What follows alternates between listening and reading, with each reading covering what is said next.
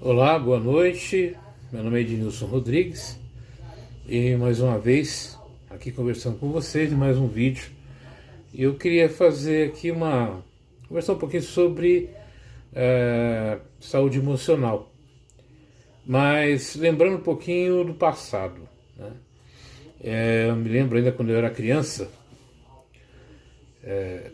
lá nos anos 80, final dos anos 70, início dos anos 80, era muito comum na televisão brasileira, principalmente, a gente encontrar entrevistas e programas com psicólogos, psicanalistas, né, falando sobre saúde emocional.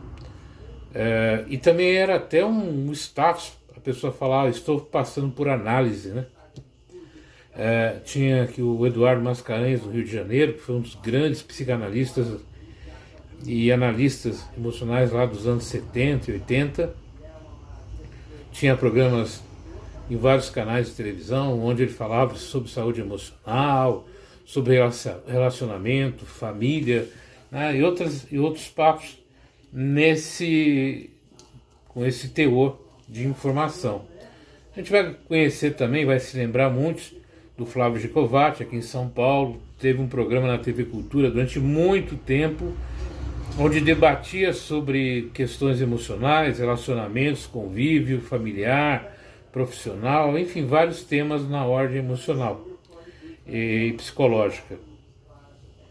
José Ângelo Gaiarsa, também um psicanalista, um psicólogo muito conhecido na época também, tinha programas na Bandeirante, em outras emissoras. O Isamitiba falava muito sobre família.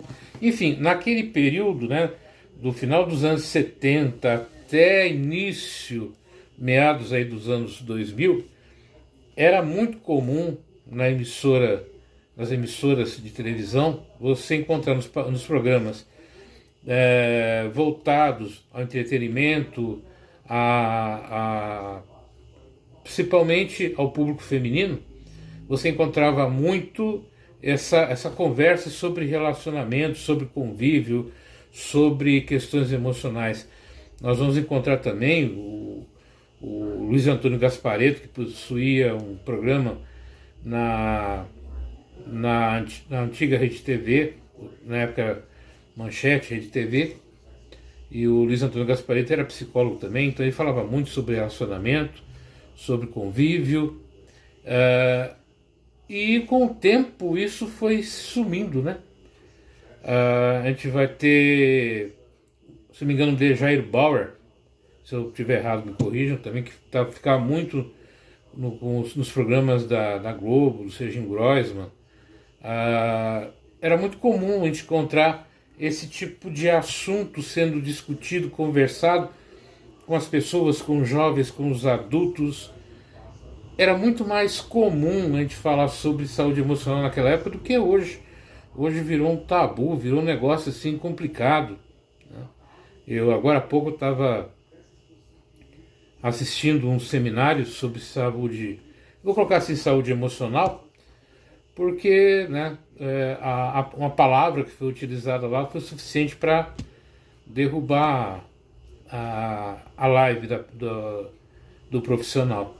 Então hoje a gente está num nível de preconceito muito grande sobre esse assunto, e justamente num período onde ele é mais pujante, né?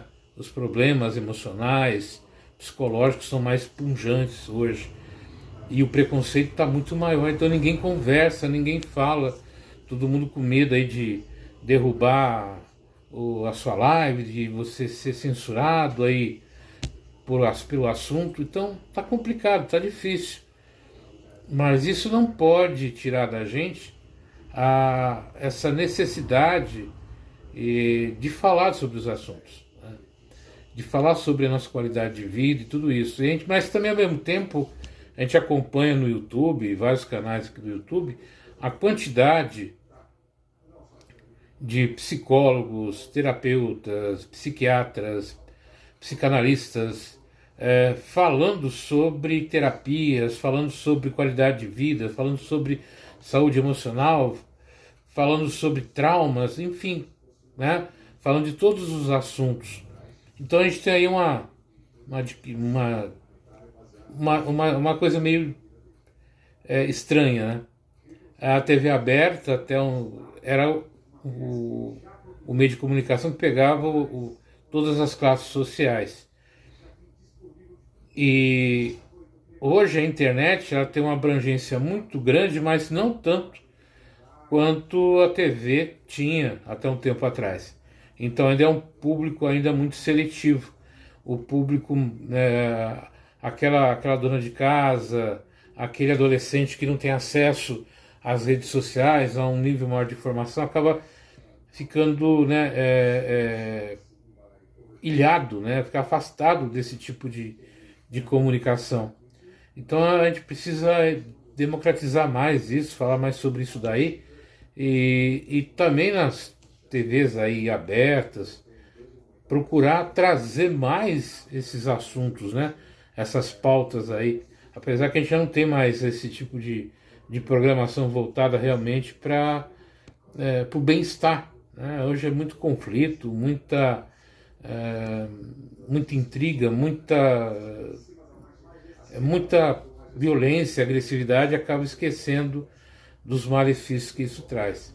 E no Setembro Amarelo a gente tem que falar sobre isso: qualidade de vida, bem-estar, rever paradigmas, rever conceitos, para que a gente possa realmente trazer para a sociedade uma sociedade mais em paz, mais harmonizada, com melhor qualidade de vida.